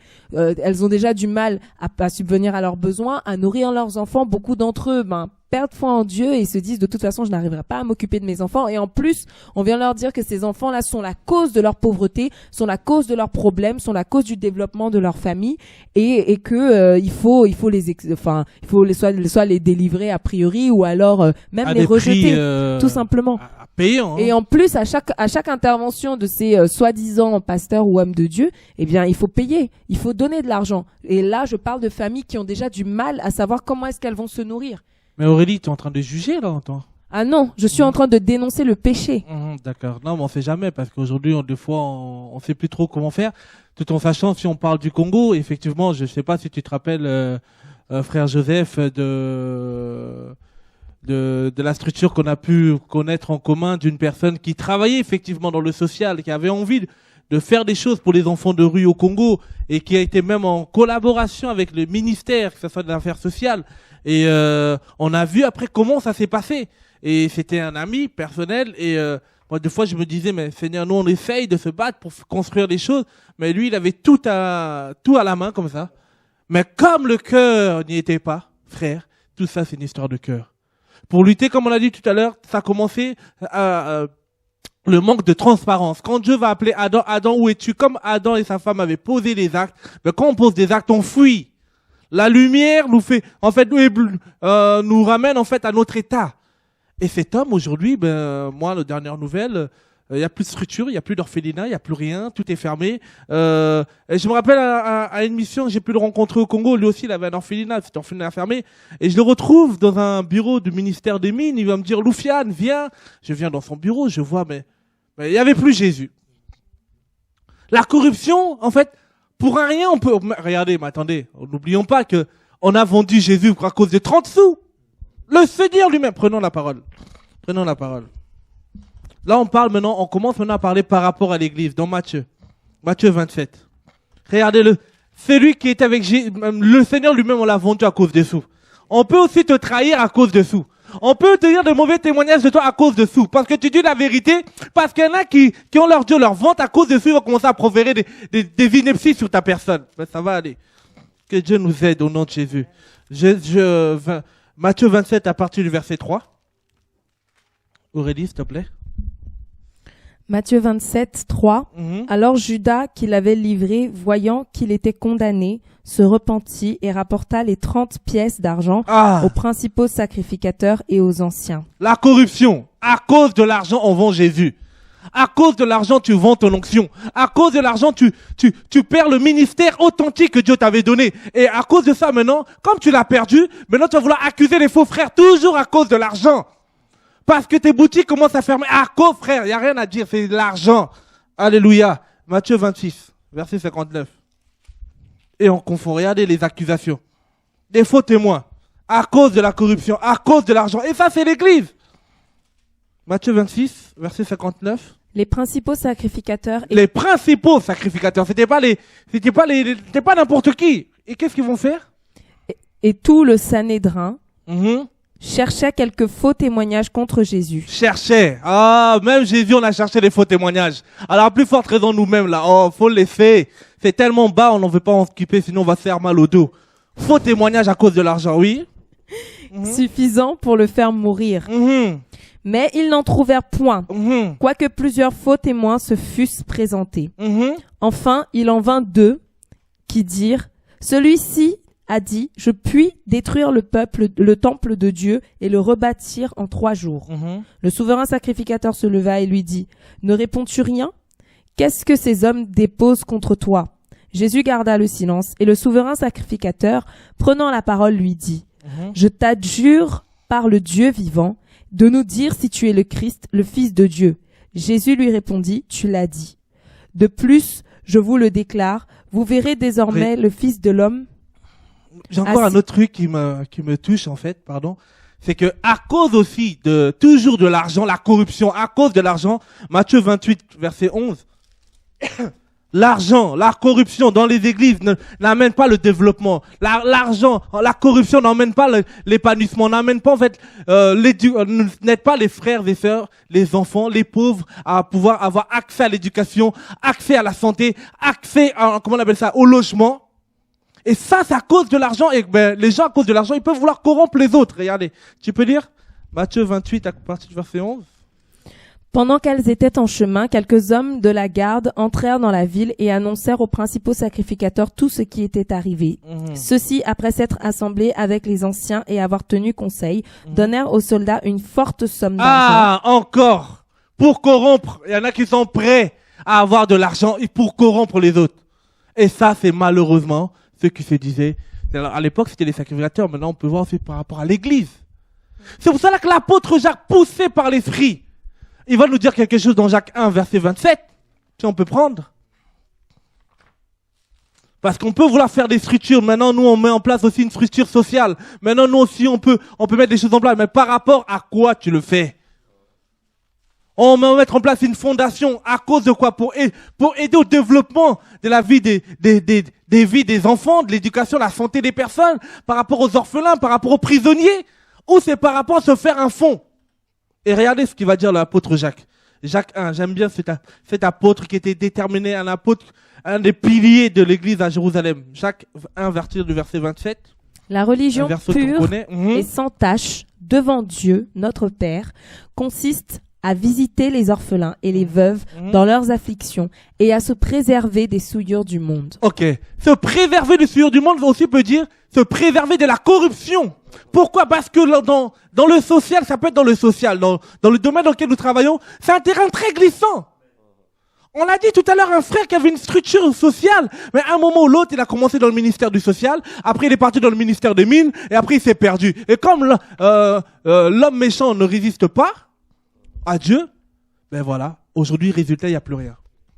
C'est pour ça il faut la transparence. L'apôtre vous dire, évitez toute souillure du monde. C'est bien d'aider, c'est bien de travailler dans le social, c'est bien, mais cet argent-là, faut éviter les souillures du monde. La souillure du monde, un grand défi mondial, comme on l'a dit tout à l'heure, c'est par rapport à la corruption. Et laissez-moi vous dire quelques chiffres un peu, frères et sœurs. Vous savez que là, tout à l'heure, on a parlé par rapport au monde. Selon la transparence internationale, l'organisme de transparence internationale, leur index, ils disent quoi? Que par rapport à la corruption dans les églises, en 1900, c'était près de 300 000 $ qui étaient en fait l'évasion fiscale. 300 000 $. Après, en 2010, a été relevé près de 30 000 $. Non, 30 milliards, pardon. Avant, c'était 300 000. Après, c'était 30 milliards de $. Et selon eux, les prévisions qu'ils mettent, ils disent, si l'allure où va l'église, si on ne fait pas attention, en 2026, on va arriver à des chiffres à près de 65 000 $. Milliards de dollars, frère. Ça peut nous paraître rien, mais c'est énorme. Au lieu que ça va de moins en moins, au lieu qu'on se repent de moins en moins, on revient au Seigneur, ben ça va de pire en pire. Un petit conseil, pour voir si une structure est vraiment dans la vérité ou une structure gère bien les finances, parce que là on parle de la corruption par rapport à l'argent, pour qu'il y ait une zéro corruption aussi dans nos églises, frères et sœurs, à nous aussi de faire le travail. Alléluia. C'est pas simplement là qu'on dit oui, les responsables, c'est vrai, mais nous aussi, frères et sœurs. En gros, un petit conseil que je peux vous donner ce soir, il y en a beaucoup, mais un petit conseil, demandez seulement à votre pasteur qui vous dresse le bilan financier mensuel de votre assemblée. Qui vous dit combien c'était rentré, les ressources, et combien c'était dépensé. Et qui vous le donne. Maintenant, si maintenant il vous dit, non, mais j'ai pas eu le temps de le faire, bah, dites-lui alors, le bilan annuel de l'année passée de finances. Et encore, pour aller encore plus loin, avant même de parler de bilan, vérifiez déjà s'il y a un compte financier dans votre église. Alléluia. On parle de la zéro corruption, 100% développement, mais on peut vous donner aussi des astuces, des clés, pour savoir où vous en êtes. Je sais que vous nous regardez, Eh ben, vous devez savoir, franchement, il y en a beaucoup. Mais en tout cas, première chose, oui, ancien, oui, pasteur, oui, évangéliste, oui, c'est bien, tout ce que tu me prêches, c'est bien. Mais comme nous voulons être dans la transparence, en fait, pour lutter contre la corruption, c'est la transparence. Et la Bible me dit dans Jacques 4, 17, si tu sais faire le bien, tu le fais pas, tu commets un péché. C'est pas Loufiane qui le dit, c'est la Bible. Alors comment ça? Ça veut dire quoi? Ça veut dire si tu sais que tu veux être dans la transparence, parce que les gens nous confient leur argent. Parce que les gens nous donnent, en fait, nous font confiance avec leurs finances. Dressez les bilans financiers. Alléluia. Et les bilans financiers, rien que du mois. Là, on est en quel mois? On est au mois de juillet. Dressez-nous aussi vos bilans financiers par rapport au mois de mai, juin. Et si même vous dites que vous n'avez pas eu le temps de le faire, dressez-nous de l'année d'avant, de 2013, qu'on voit. Parce que pour lutter contre la corruption, c'est de voir. Alléluia. C'est bien de parler, mais on veut voir. Et comme aussi, et des petites parenthèses, on a voulu aussi nous dire que oui, il y a des trafics dans le pain quotidien. Mais en tout cas, j'ai une très bonne nouvelle pour vous. Pour ceux qui nous soutiennent, vous pouvez voir.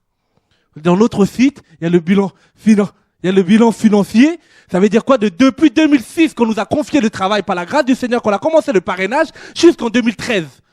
On vous a dressé, vous pouvez aller voir, faire un don, et après, en bas, rapport financier. Vous pouvez, voilà, c'est sur le site internet, faire un don, vous avez rapport financier. Depuis 2006 qu'on a commencé les parrainages, qu'on a commencé à acheter des tentes pour les sans-abri, jusqu'en 2013, tout est là. Maintenant, montrez-nous le trafic.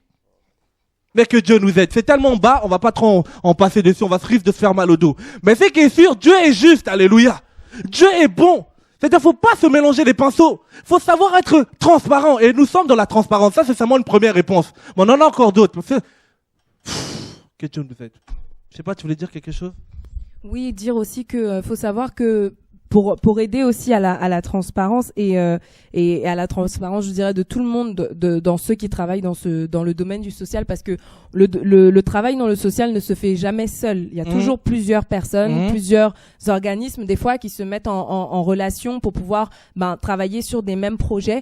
Et il faut savoir que, en tant qu'association, en tout cas, ce que le Pain Quotidien lui fait et ce que nous conseillons à ceux qui veulent à mettre en place des structures de faire, c'est que les partenaires, les personnes avec qui vous travaillez, vous devez de leur demander des preuves du travail qui se fait sur place. Amen. Parce que certes, Dieu permet que nous envoyions des missionnaires de temps en temps pour aller sur le terrain.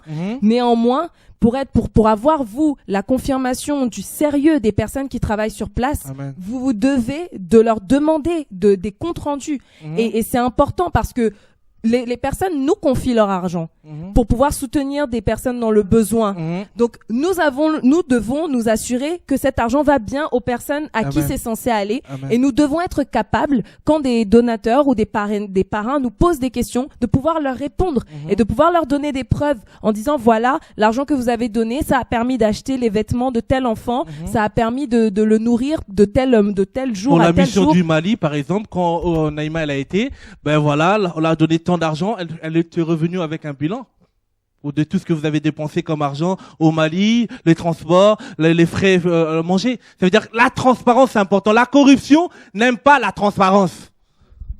La corruption n'aime pas la lumière. C'est pour cela qu'on veut mettre une lumière dessus.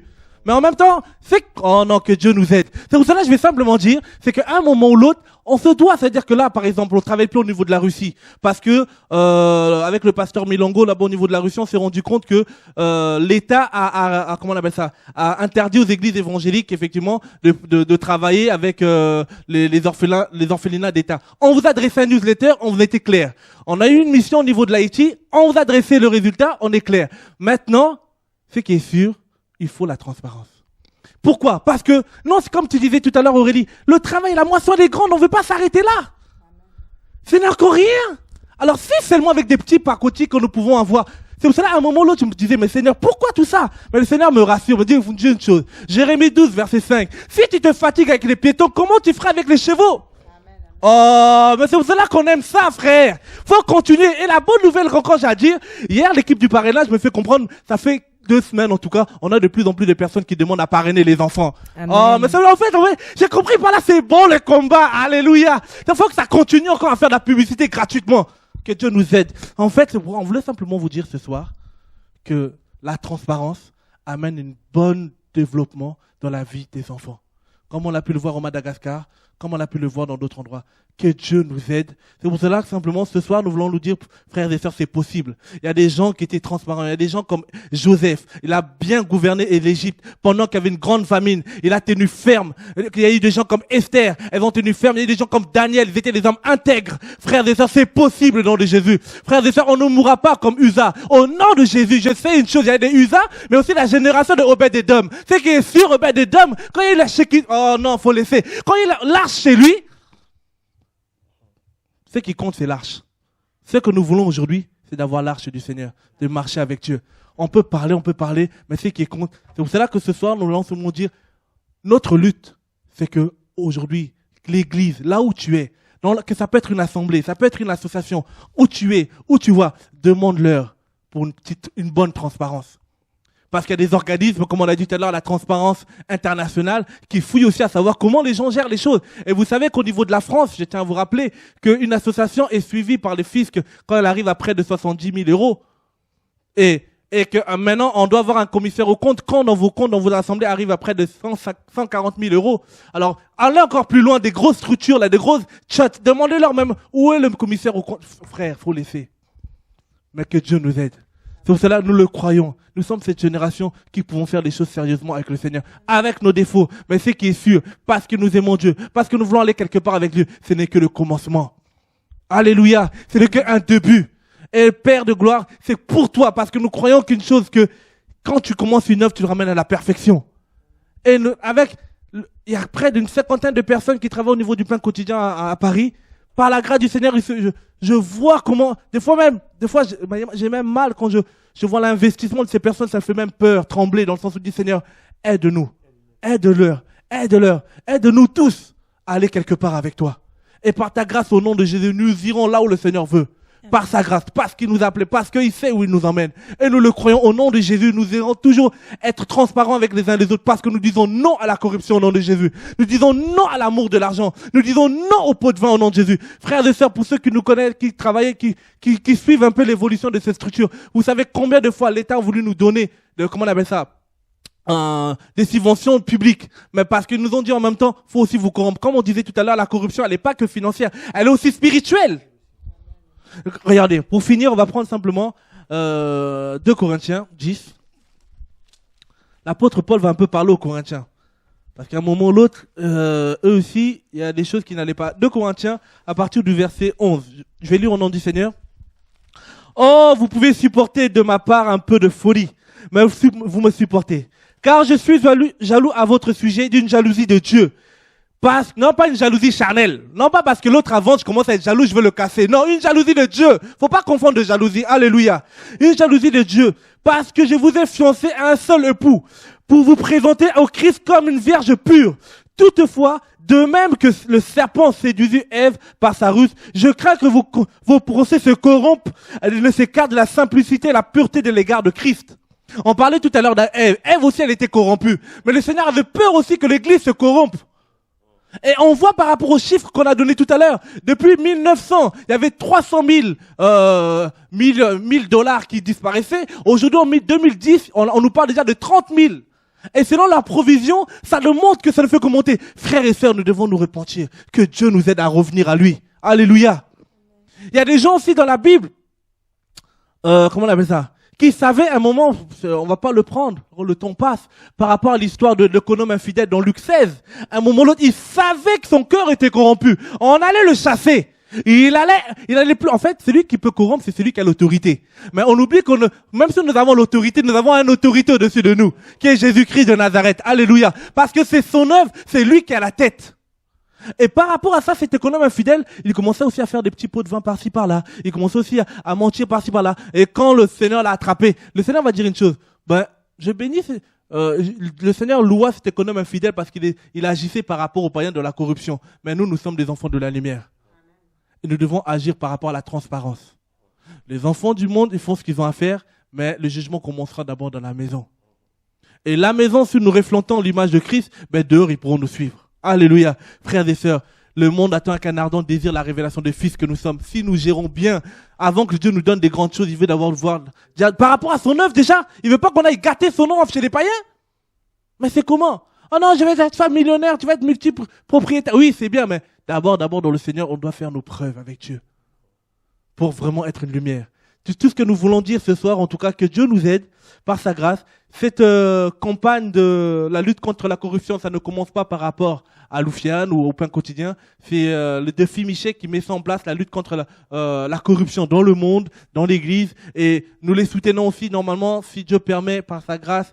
En septembre ou en octobre, on aurait une émission avec Défi Michel qui vont encore rentrer en profondeur par rapport à la corruption dans les églises et spécialisé dans le domaine. Nous, on a voulu seulement vous préparer le terrain pour eux. C'est-à-dire, il y aura une deuxième émission, 0 corruption, 100% développement avec Jésus. Et pour preuve, nous voulons simplement, pour finir, vous faire passer cet dernier reportage de ces enfants orphelins au niveau du Congo, par la grâce du Seigneur, l'année dernière qui ont eu leur bac, Israël et Priska. Cette année aussi, il y a eu Judith, il y a eu d'autres enfants qui ont eu leur bac par la grâce du Seigneur, qui sont rentrés à l'âge de 12 ans aujourd'hui, pour d'autres même 10 ans, aujourd'hui 17 ans, 18 ans qui ont leur bac. Seigneur, ta grâce, aide-nous encore à aller de l'avant avec toi. Peu importe, on bénit Dieu pour les combats. Quand j'ai vu que plus on parle de nous, plus il y a des gens qui nous soutiennent par rapport au parrainage. En fait, je encourage encore les gens de parler. Ça va encore bien faire la pub. Faut encore continuer au nom de Jésus. En fait, vous faites la pub sans même que nous on puisse faire des tracts. En fait, on n'a même plus besoin de faire des tracts. À vous de le faire. On vous laisse le faire. Mais ce qui est sûr, c'est bon. On sait qui tu es, que Dieu nous aide. Mais ce qui est sûr, seulement continuer. Et que Dieu nous garde. Prions pour nous. C'est pas toujours facile. Mais nous disons, le Seigneur nous a pas donné un mandat pour être muet. On parlera parce que nous n'avons rien à craindre. Nous sommes transparents dans tout ce que nous faisons et on parlera encore et encore. Bon courage. À une prochaine émission, Être une voix pour les sans-voix. On vous laisse suivre les reportages avec les enfants orphelins au niveau du King. Merci, frère Joseph, et bon courage au Villa Samuel. Merci, Naïma. Merci, Denis. Merci Aurélie, que Dieu nous garde. Par sa grâce, nous y arriverons au nom de Jésus. Comme le dit dans Jude 23, 24, il est celui qui nous préserve de toute chute. Il nous préservera par sa grâce. Que Dieu vous garde au nom de Jésus. Amen.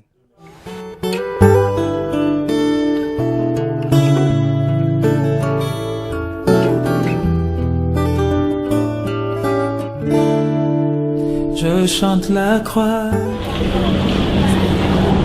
Au quartier na bisika na botama bisika na poleni oyo ba biso ya mo Israël comme na nga frère Israël oyo lipasa na ngai Esaïe oyo tante na nga mama na nga mosusu eyo oyo nde koko na nga nde pai na biso famille yango yo chose impossible mais comme nanga maman Martine nazali tante maternelle ya frère Israël bon eloko etindaki nga na kotisa Israël na orphelinat un jour tokutanaki na pasteur moko nga nayebisi ye vie ya bana ye mpe alobi ke bafungoli orphelinat awa soki olingi mwana koko okende kuna po kuna bapaseri bazoleka de temps en temps kolandela vie ya bana bapriere nga namoni bon namoni ke kula vie de priere eza kuna Israël yakokende kuna epuis nazalaki mpe na problème financière po baza bajimon ntango mosusu na bana ekokota badete ya intérêt mpona futa minerva na bango banda Israël akota na orphelinat na bana kokota esumbongo ya intérêt te namoni ke problème wana mpenza nazwi souffre namoni bien mpenza epuis Israël ndenge akota kuna namoni mpenza mwana achange nazosepela komi mwana mpenza sirki okoki kokonte ke naza na mwana mpenza soki bokutani azoteya yo la parole de Dieu kaka ndenge wana kaka ata akuti yo na susi akufungula Bible abandi kolakisa yo baécriture soki mpe aye amoni lipasa na ye boye okomona akoramene ye dans la parole. Israël azwi diplôme d'état napesi merci na Jésus-Christ napesi merci na papa oyo azwaka vision wana afungula orphelinat awa napesi merci na bato nyonso baza na poto oyo baza kosakrifie mpo batinda mbongo wana mpo Israël atanga napesi mpe merci na bamama na bapapa oyo bazalaka kuna mpo basurveille mwana très bien ata azalaki malari komona biso tokoyeba nsima deja basi bakende ye na hôpital asi azwaki soin vraiment ndenge azwi diplôme d'état nazosepela makasi mpo furi wana nde yango tolukaki nzambe apambola bino bato nyonso baparticipe d'une manière ou d'une autre mpo Israël azwa diplôme d'état napesi le Seigneur Jésus-Christ gloire ye azali père des orphelins oyo asali mpona Israël eza kaka mpona diplôme d'état mais vie spirituelle lisusu eke mosika nzambe akumisama na akumisi makasi mpo ye azali père ye aza koprendre baswe na biso nyonso ye aza na susi na biso nyonso alobi soki oza na problème yaki epa na ngai bon apesi solution mpona vie ya Israël akumisama asanzolama libela na libela azali Jéhovah Jireh. Ah, merci Seigneur Jésus.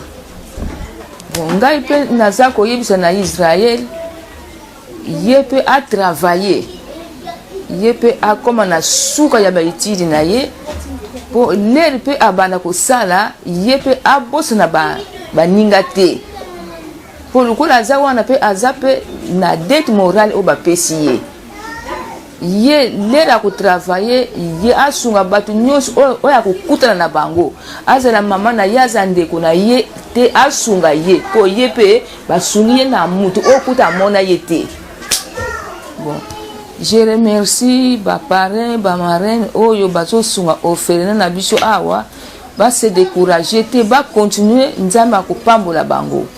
Merci beaucoup. Na komona nga Isaïe, naza ndeko ya Israël, donc lipasa na ye. Banda Israël akenda, asa ba changement belé, puisque liboso azalaki mayele penza te. Souvent to bazoloba ninga lokwa azalaki mayele na classe, banda obano iloko négligé oza mayele te, muninga na okubonga yo banda oza mungamba na ye na sima. To banda osanga vraiment passe makasi. Mais des fois kendo orphelinat akoma mayele, à part ça akoma pe na vie de prière, ba muso apesanga pe batoli.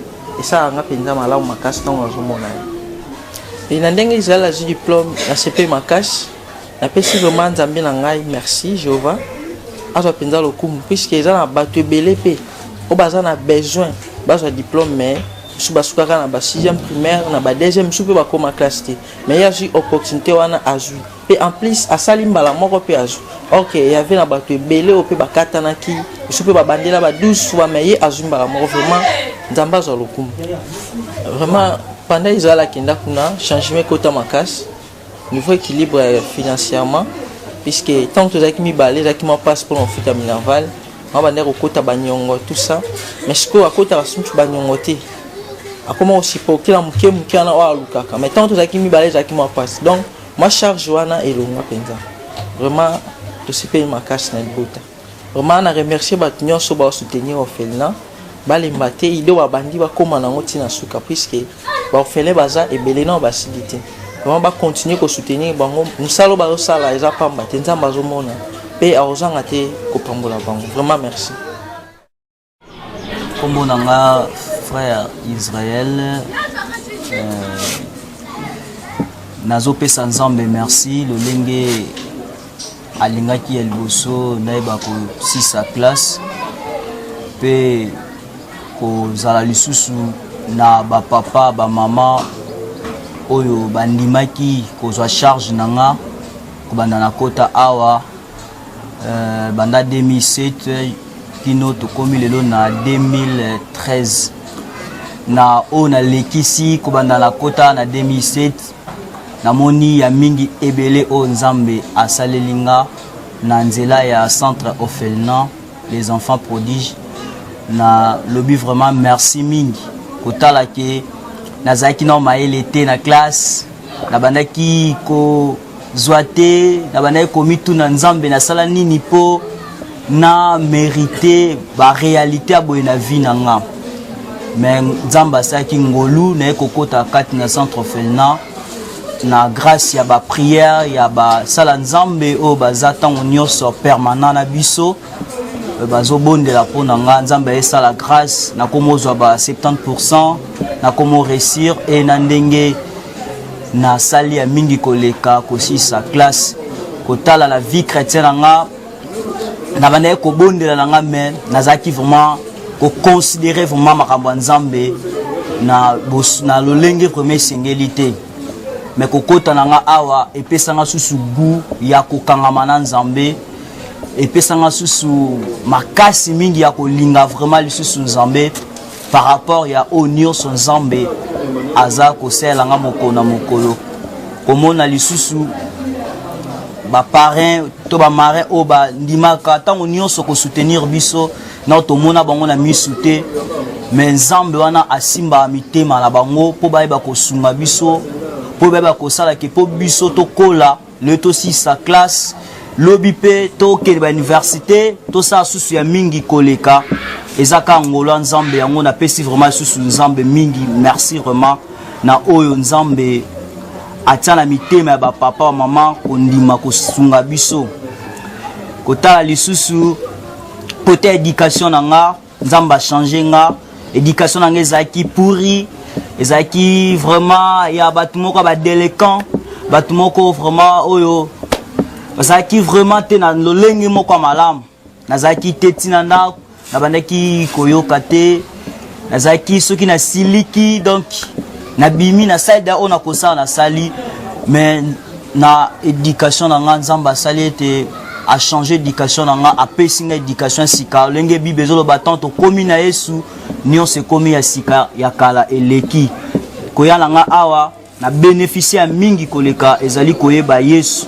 parce que na koki kozwa matériel to ba bientôt onios ba pare ba mare ba ko sala biso mais loko mutuya o na comprena mingi eza Yesu ba lakisa biso nzambe o na yeba yende azal union sopo na bomo inanga eloko na ko lo ba merci mingi koleka lolenge na travers centre o basala été biso toyeba nzambe parce que loko mutuya eleki mingi eza yango wana yango na kokai koloba mingi na saluer bat nyonso ba parrain ba marin nyonso ya ba externe ya ba interne na pesi bango ba mbote bisika ezwami bango nzambe wana apambola bango lisusu komenga kokoleka mingi pe nzambe wana apesa bango lisusu oyezo zanga na kati ya bavi na bango pe nzambe ana tonisa su bolingo kati na bango base limité kate na ko soutenir œuvre o mais nzamba pesa bango lisusu ba moyen koleka ba soutenir pe ba œuvre mususu pe ba kesu ko soutenir pe ba o pe baza ko lela ba o pe baza ba betape ya ndenge o eza ba souffrance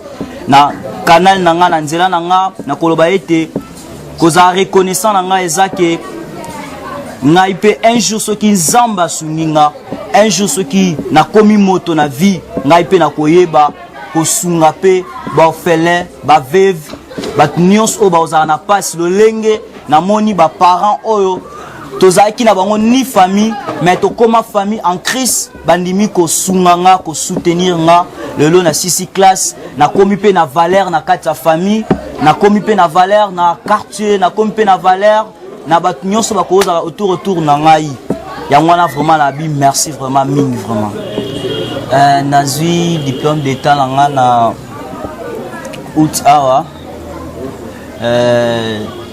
oyo nazo kokanisa kosala kokende université pe en plus lolenge na kolongwa na orphelinat kokoma ovanda na homme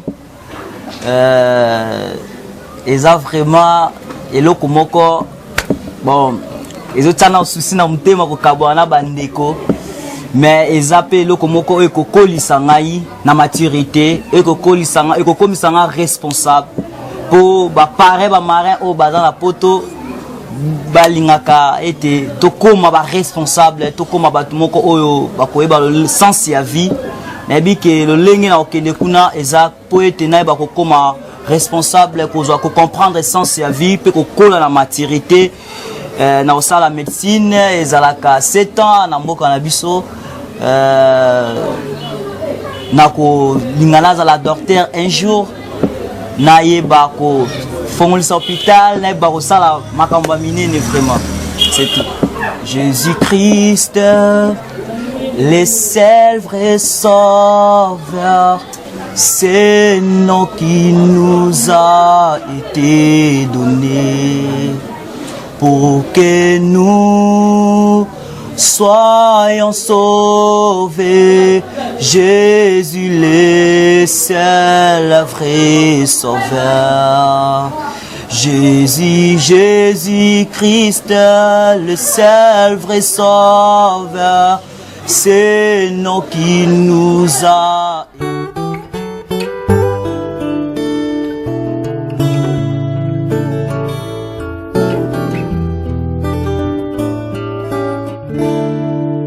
Je chante la croix car c'est la puissance de Dieu pour moi qui ai cru, chose impossible. Papa Antoine koko ya Priska ya mobali. Nga mama Eleni koko ya Priska ya mwasi. Atuka tomonaka esengo na Priska tibanda kendela ferna penza tomonaka bien. Monaka esengo banda Priska akota na ofena tosepilaka mingi nyonso eza normal. Par pasteur lele amonaki papa na ye akufaki abendi mpe mwana kote fena. En tout cas Priska ti banda akota ferna azosambela tuka changement makasi ezali kosakana koto te changement makasi kosambela na ebandaki kaka mwana ndenge akolaki na alembaka mpe te likolo aza wana ti siko ya lembaka te ti oferne ti pe ko sambi ya lembaka te place pe alembaka te toza mesengo penza toza mesengo ya kosakana te lokola zili promi toza mesengo Nzambe asunga asunga biso. En tout cas, napesi merci. Na bato batangisi plus ka napesi merci mingi. Kamba te bozuye bopesi ye penza mayele napesi merci penza ya kusakana te. Nzambe merci nyonso sale na bomoi ya piska soki byote nde biso tokoki te. Moye ezalaki te mpona kosala nyonso mpona piska kasi nzambe lokolo ozwaki motumu na yo nyonso esalami tosengi merci mingi. Nasengi merci parce que nzambe nde moto asalaka nyonso lokola bozwaki piska donc nzambe nde moto asalaki nyonso wana yango wana napesi mpenza merci merci manso oyo bosali nakumisi nzambe. Kombo nanga Priska nanga orphelin depuis 12 ans. Sikoyo nasali 8 ans na orphelin. Bon, nasepeli mingi kokumisa Nzambe na oyo nyonso asali mpo na nga. Depuis papa akufaki nakomaki orpheline. En tout cas, nazalaki sous espoir te. Nandimai sute ke ngai lelo Priska na rosa diplômé. Espoir ezalaki sute en plus famille na biso ezalaki na makoki te ya otangisa nga. Par la grâce de Dieu, asali nga grâce ba oyo toza na bango ni famille na makila mais bandimi kosupporte nga lelo naza diplômé. Yango naopesa Nzambe merci na oyo asali kati na bomoi na nga. Naline na encourager lisusu baparent na bamari oyo baosala mpona biso na oyo baotalisa mpa na biso na encourager bango basukisa yango kaka te mpa na biso mais basala yango su na bana lisusu oyo baonyoka. Nasepe mingi kopesa bino bambote ebele na oyo bozosala vraiment mpo na biso. Toyebani te mais bozolinga nga nakoma mosika un jour nabenganga mpe responsable yango napesi bino vraiment merci mingi na encourage bino vraiment na mosala na bino. Nayebi ke naosuka kaka boye te par la grâce de Dieu naoke université naoke etanga na homme malgré eza pena facile te mpona kokabola na baninga me na okende kotanga nga kuna Nzambe moko ayebi ndenge aomemela biso ndenge asanga grâce na ye bayebanda bomwana nga mingi baobeba na baage oyo nga naza nango baokoma ngo kutu te bazobeba bayebi Nzambe te me Nzambe ana asalanga grâce tanto ayebaki ntina oyo ye asalaki ke nazala su na parent te na mokili mpona kokota na centre oyo mpona yeba Nzambe apesi nga bacadre oyo bazolakisa nga nzela ya Nzambe en plus na makasi na azokontinue kaka kobanga ye yango napesi merci mingi epai ya Nzambe. Yango nalingi na remerciement nga koko kopesaka mpa Nzambe eza ya nzela ya nzembo na nga. Je vais exprimer mon désir, c'est lui je t'adorerai mon roi.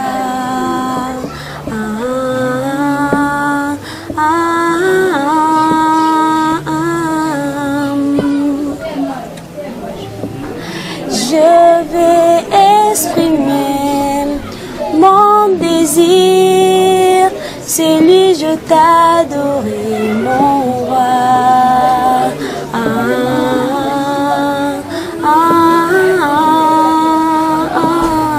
Oh, comme un étendard tu es, comme un étendard tu es. Jésus, il t'a pas oublié, il m'aime encore. Jésus, il t'a pas abandonné, il m'aime encore. Jésus, il t'a pas te laissé, il m'aime encore. Jésus, il t'a pas oublié, il m'aime encore. Rabbié, je t'aime, mon Rabbié,